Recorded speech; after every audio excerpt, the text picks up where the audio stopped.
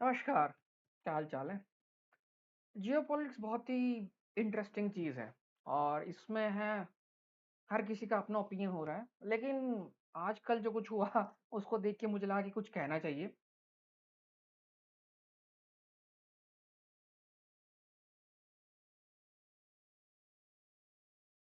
Specially जो हमारे प्रधानमंत्री जी नरेंद्र मोदी जी जो है माफ़ कीजिए प्रधानमंत्री नरेंद्र मोदी जी जो है मॉस्को की यात्रा पर गए हैं और उसी बीच कीव के एक हॉस्पिटल में मिसाइल अटैक हुआ, बच्चों के हॉस्पिटल में मिसाइल अटैक हुआ।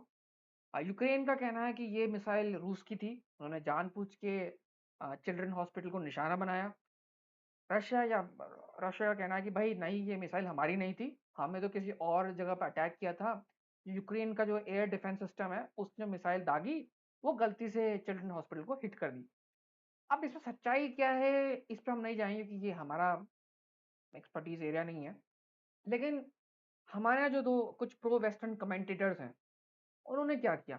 वो कह रहे हैं कि भाई नरेंद्र मोदी जी मॉस्को जा रहे हैं, उस दिन जो है कीव पे मिसाइल अटैक होता है, कोइंसिडेंस देखिए। इसमें कोई अजीब बात है, इसमें कोई कोई कोइंसिडेंस नहीं है। ये पूरी तरह से जो वेस्टर्न कमेंट्री है, वेस्टर्न कमेंटेटर्स होते हैं या वेस्टर्न थिंक टैंक्स हैं, उनकी लाइन है। क्योंकि यूक्रेन में जो हो रहा है इससे भारत का कोई लेना देना नहीं है और वहाँ पे लड़ाई 2 साल से चल रही है, रोज वहाँ पे कुछ ना कुछ हो रहा है। तो इस विजिट को उससे लिंक करना, यानी कि उस विजिट को उस इंसिडेंट से लिंक करना और भारत को उस पे भारत के प्रधानमंत्री की जो पूरी यात्रा है उस पर सवाल उठाना बहुत ही बेवकूफ़ सोच है। क्योंकि मैं बताना चाहता हूँ कि दुनिया में और क्या क्या हो रहा है। स्पेशली जो हमारे कुछ लोग हैं जो दुनिया के बारे में जानना ही नहीं चाहते, तो मैं आपको बताता हूँ कि उस दिन कल और परसों क्या क्या हुआ और वो उस चीज़ को उससे क्यों लिंक कर रहे हैं। कभी जो बाकी जो चीज़ें दुनिया में हो रही है वो कहीं लिंक है।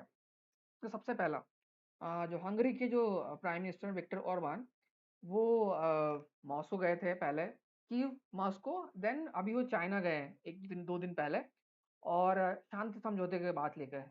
वो चाहते हैं कि भाई रूस और यूक्रेन के बीच शांति हो जाए और लड़ाई रुक जाए। तो पीस प्रपोज़ल की बात हो रही है और वो जो है अभी चीन गए थे, चीन के बाद अब वो यूएस जा रहे हैं नेटो समिट में भाग लेने के लिए। तो एक तरह से ये भी कह सकता हूँ मैं कि भाई यूक्रेन वालों ने जानबूझ के हमला करवाया ताकि जो पीस प्रोसेस की बात हो रही है अ, उसको रोका जा सके और लड़ाई को कंटिन्यू कराया जा सके। तो उनके पास एक बहाना मिल गया कि भाई रशिया वाले हमारे जो है हॉस्पिटल को निशाना बना रहे हैं, तो हमें लड़ाई जारी रखनी चाहिए। तो ये भी तो हो सकता है, मतलब ये इस इंसिडेंट को उससे तो लिंक कर सकते हो विजिट से। और जो दूसरा जो है नेटो की समिट, जो नेटो समिट है वो आई थिंक आज या कल शुरू होने वाली है यूएस के अंदर और काफ़ी सारे कंट्रीज पार्टिसिपेट करेंगे। लेकिन आज की डेट में जो है बहुत सारे जो वेस्टर्न कंट्रीज है उनकी हालत बहुत ख़राब है, मतलब डोमेस्टिक जो कंपल्शन हो गया। अभी फ्रांस में जो वहाँ के प्रेसिडेंट है इमानुएल मैक्रोन, उनकी पार्टी चुनाव हार गई है। और यूरोप के कुछ देशों में जो डोमेस्टिक सरकारें हैं उनकी जो रेटिंग, उनकी जो सरकारें उनकी डोमेस्टिक रेटिंग इतनी अच्छी नहीं है। तो लोग थोड़ा सा युद्ध से ऊब रहे हैं यूक्रेन की लड़ाई से। बहुत सारे सर्वेज में आया है कि लोग अब शांति चाहते हैं।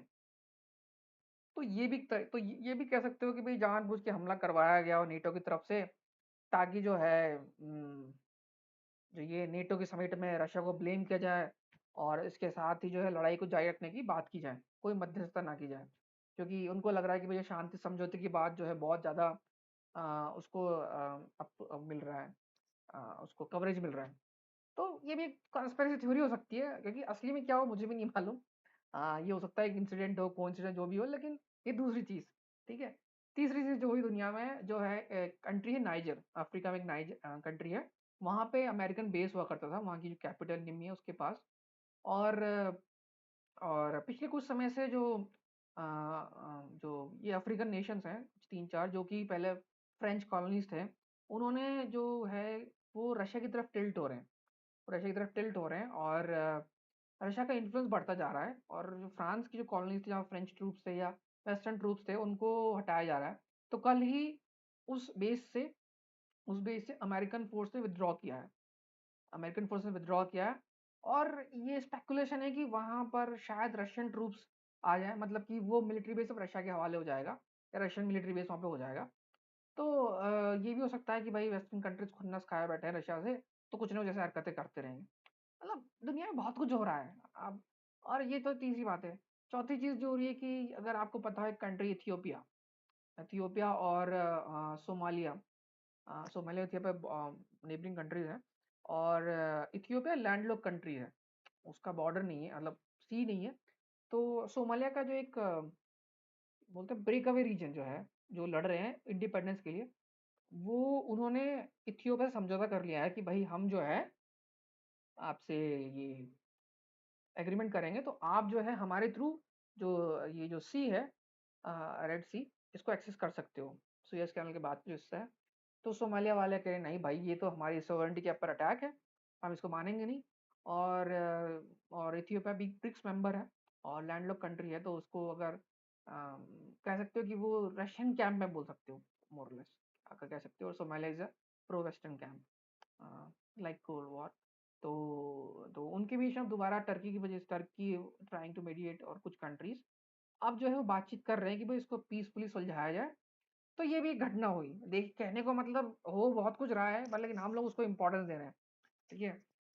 और जो पांचवी जो मैं बताना चाहता हूँ, पांचवी हुई कि कोरिया के जो प्रेसिडेंट हैं, उन पे इम्पीचमेंट का जो है, उन पे इम्पीच करने की बात हो रही है।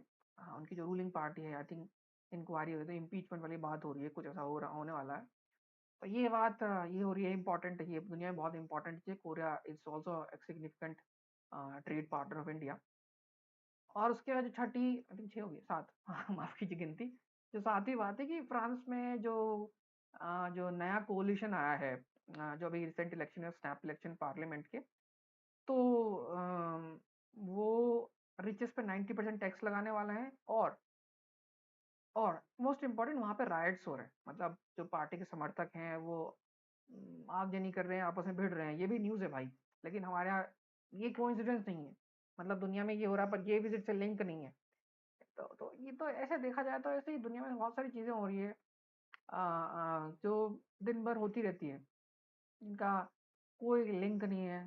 पर पर हमारे जो कमेंटेटर्स हैं, कुछ कमेंटेटर जबरदस्ती वो लिंक करना चाहते हैं, उनको वेस्टर्न कमेंटेटर्स उसको इससे लिंक करने कि भाई मोदी जी विजिट कर रहे हैं मॉस्को, तो रशिया ने ना कीव पे मिसाइल दाग दी, और इंडिया वाले अप्रूवल दे रहे हैं उसको। ना भाई, कोई लिंक नहीं है।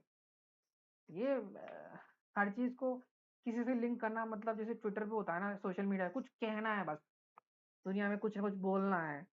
तो वो वाली बात होगी। लेकिन दुनिया में बहुत कुछ हो रहा है, और बहुत कुछ रेलेवेंट भी नहीं है। लेकिन मैं यही कहना चाह रहा हूँ कि इनफैक्ट भारत के नेबरहुड में बहुत हो रहा है कि जो बांग्लादेश की प्राइम मिनिस्टर है, वो चाइना की विजिट पे जाने वाली हैं। ठीक है, शेख हसीना जी, वो चाइना की विजिट पे जाने वाली हैं। और इसके अलावा जो अ, अगर आप देखिए, ईरान में जो है, ईरान में नए जो प्रेसिडेंट आए हैं अभी, उन्होंने कहा है कि वो हिजबुल्लाह और जो हुतीस, हिजबुल्लाह को सपोर्ट जारी रखेंगे। जो भी सपोर्ट है हिजबुल्लाह और इसराइल, जो अभी ऐसा लग रहा है कि वो लड़ेंगे, आपस में लड़ सकते हैं, लड़ाई छिड़ सकती है। तो ईरान के नए प्रेसिडेंट का एक कथन जो है, ये इम्पोर्टेंट हो जाता है। इसके अलावा जॉर्जिया में इलेक्शन होने वाला है। जॉर्जिया कंट्री है, और वहाँ की किसी पार्लियामेंट्री ने कहा है कि भाई US government will try to influence हमारा इलेक्शन। और उसी दिन यूरोपियन यूनियन ने जो जॉर्जिया की जो बिड थी यूरोपियन यूनियन एक्सेशन को, उसको कैंसिल कर दिया, सस्पेंड कर दिया। तो अगेन दुनिया में बहुत कुछ हो रहा है, जियो पॉलिटिक्स में दुनिया बहुत कुछ। हम जो लोग हैं, या फिर हमारा जो मीडिया है, वो शायद सेलेक्टिव कवरेज दे रहा है, या फिर इंग्लिश स्पीकिंग रीजन्स को देख रहा है। लेकिन दुनिया बहुत बड़ी है, बहुत कुछ हो रहा है। और किसी भी आइसोलेटेड इंसिडेंट को एक इम्पॉर्टेंट विजिट से कनेक्ट करना, ये मैं क्या कहूँ इसको, उसको कुछ कहना, इसका कोई तुक नहीं है। और तो खैर, ये मेरा पहला जियोपॉलिटिक्स कमेंट्री थी हिंदी में, क्योंकि और मुझे कहना पड़ा क्योंकि मैंने देखा कि भाई बहुत कुछ बकवास हो रहा है सोशल मीडिया पे, और लोग बहुत कुछ कह रहे हैं, तो चलिए कहते हैं। तो उम्मीद है आपको ये रनिंग कमेंट्री पसंद आई होगी। और आगे भी मैं जो दुनिया में हो रहा है उसको हिंदी में लाने की कोशिश करूँगा, क्योंकि अंग्रेजी में तो आप सुन ही लेंगे कहीं ना कहीं, हिंदी में थोड़ा कम मिलता है। और जिसका उसका भारत से क्या रिलेवेंट हो सकता है, स्पेशली जो अफ्रीका और साउथ अमेरिका और सेंट्रल एशिया कंट्रीज हैं, जहाँ के बारे में हम थोड़ा सा कम पढ़ते हैं, पर वो इम्पोर्टेंट है भारत के इकोनॉमिक ग्रोथ के लिए। तो वहाँ पे मैं कुछ जाने की कोशिश करूँगा और बस 10 मिनट सुनने के लिए बहुत-बहुत शुक्रिया और अपना दिन अच्छे से बिताइए और मिलते हैं अगली वीडियो में।